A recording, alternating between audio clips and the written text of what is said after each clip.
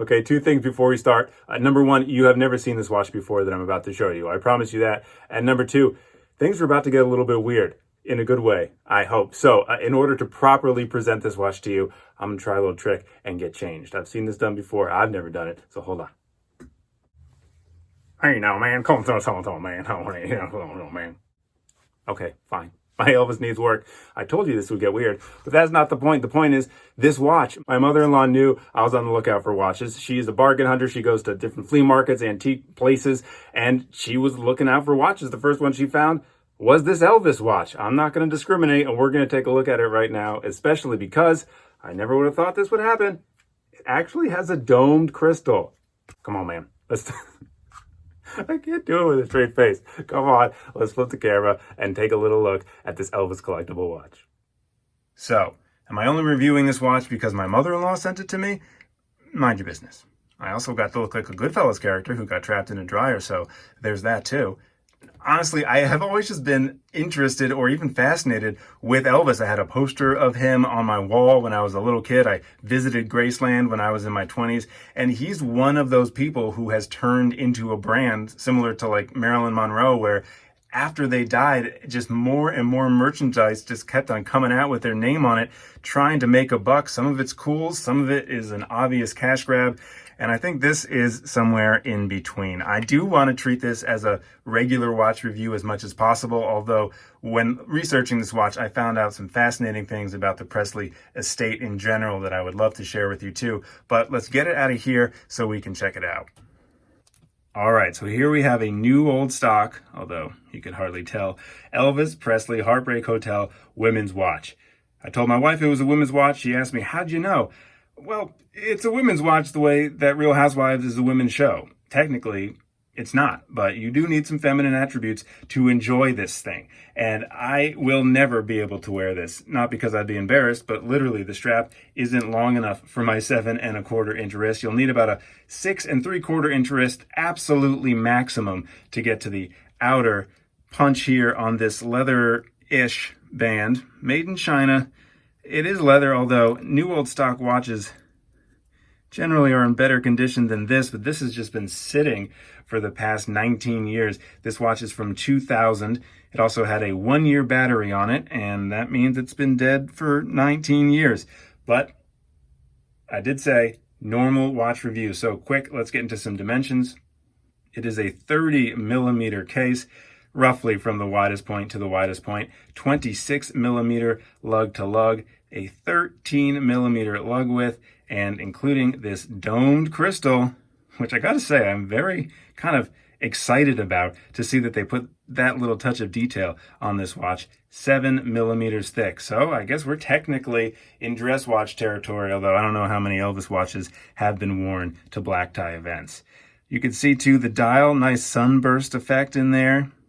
Just a printed Elvis Presley and a printed Heartbreak Hotel, but there are applied indices at the 12, the 3, the 6, the 9, and that is about it. This is plated, some sort of plate, although again, still new old stock. I got it all shrink wrapped in that case. It's still rubbing off everywhere, so possibly the quality might not be there. Using this little screwdriver, I was able to find a very easy part to just pop that off. The ease with which that came off makes me think that this couldn't possibly have a foot of water resistance. But inside is a little quartz movement. Let's zoom in. And that's actually the nicest part of the watch. Shiny, that part hasn't degraded. Actually moved that pretty well.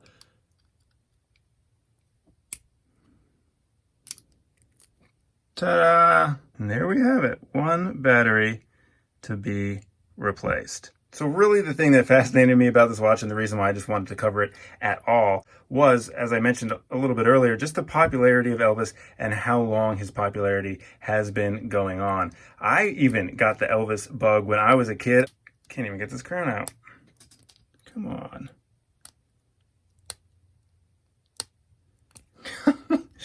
Come on. There you go. All right, that works. That's good. I didn't stick with Elvis's music throughout my life, but just the character that he was, the brand that he was, the image that he had, and just kind of the effect he had on America was fascinating to me. And I'll try to pull up some photos of Graceland. Graceland? It was, you have to see it to really truly appreciate it, but just walls and walls of plaques. This guy had so many gold records. It was insane.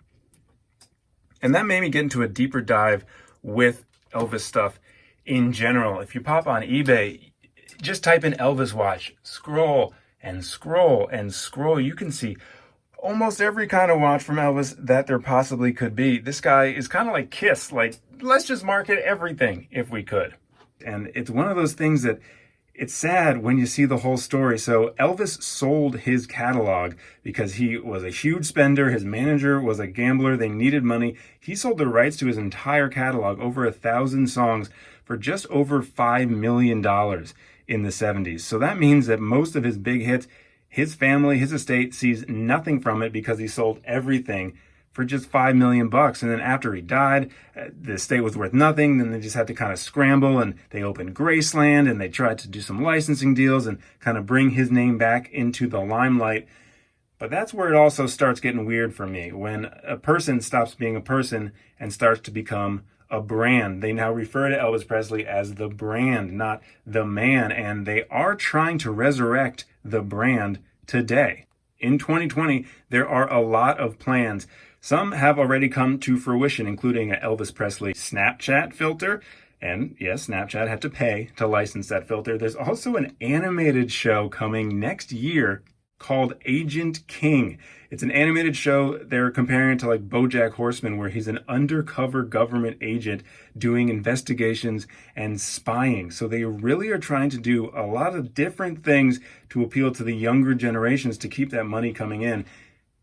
And that kind of just bums me out. It also creeps me out. It's like they're just trying to beat a dead horse kind of as much as they can, squeeze as much money out of the name of Elvis Presley as possible, instead of just, I don't know, doing something else original. It's kind of like the worst version of sequels and movie remakes over and over and over again. Like, come up with something original instead of just trying to feast as much as possible on something that was a smash hit in the 50s, 60s, and a tiny bit of the 70s.